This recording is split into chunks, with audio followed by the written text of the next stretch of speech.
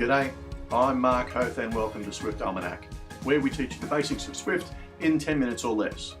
Today's lesson is dictionaries. So let's have a look at dictionaries in 10 minutes or less. Dictionaries are data types that provide an unsorted pairing between a key and its associated value. Sometimes these are referred to as key value pairs. Dictionary less than key, comma, value greater than is the generic form where the key and the value can be any data types, and that also includes optionals. So to create an empty dictionary,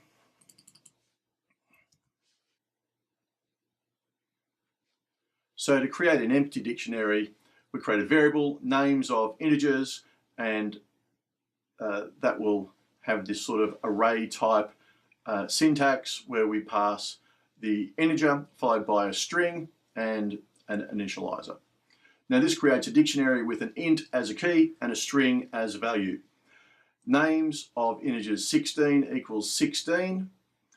So this is setting the 16th integer with the string 16, and there's no need to fill in any of the other preceding array dictionary types.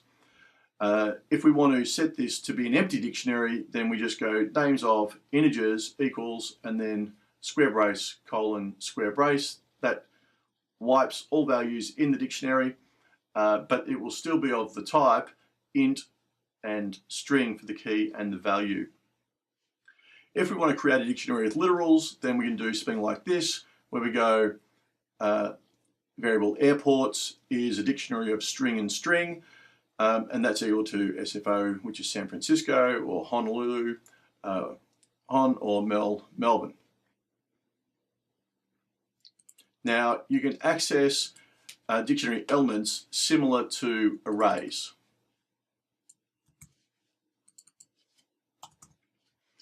So we go airports.count.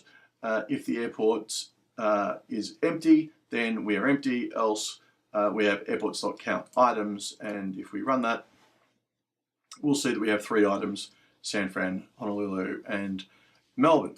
Now you can add items to the dictionary or modify existing items similar to how you would do such with arrays. So airports provide the key, SID of Sydney, and that will add it because there is no existing Sydney in our dictionary.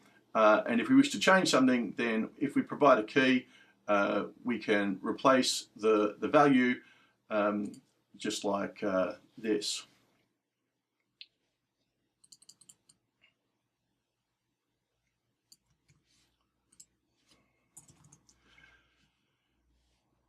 Now it's also possible to use dictionary methods. Let old name equals airport.update value melbs for key Melbourne, and delete an item airports mel equals nil.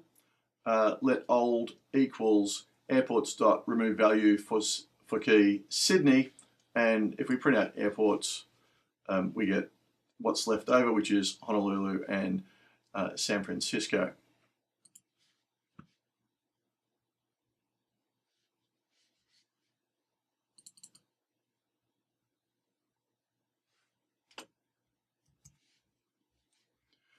Now, quite often we will want to iterate throughout an entire dictionary.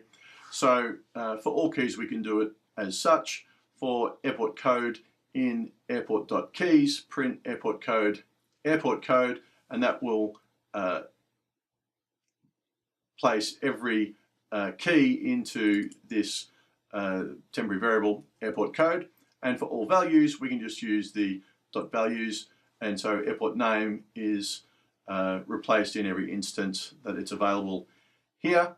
And for all pairs, we can do this where we go for airport code and airport name in airports, and it will take the key and the value and place them in those temporary variables and allow us to print out the dictionary as shown down here.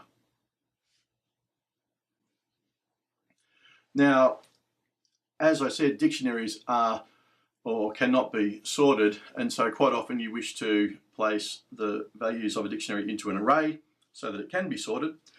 So we can go let airport codes equals an array of strings, and we place this initializer of airports.keys, or we can do airport names equals an array of strings with this initializer airports.values.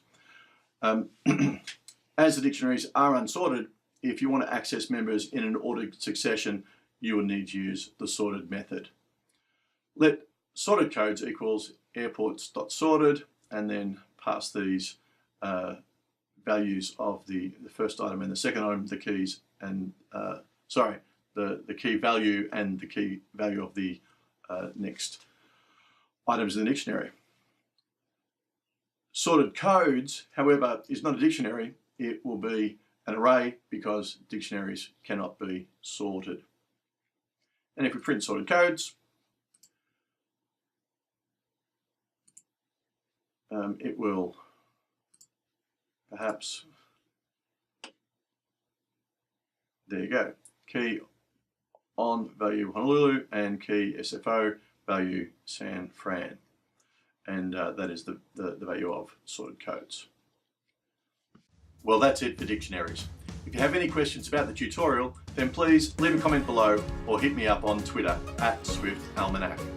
Please subscribe to the channel, it's free, and check out our website at www.swiftalmanac.com. Thanks for watching, and we'll see you next time. Cheers.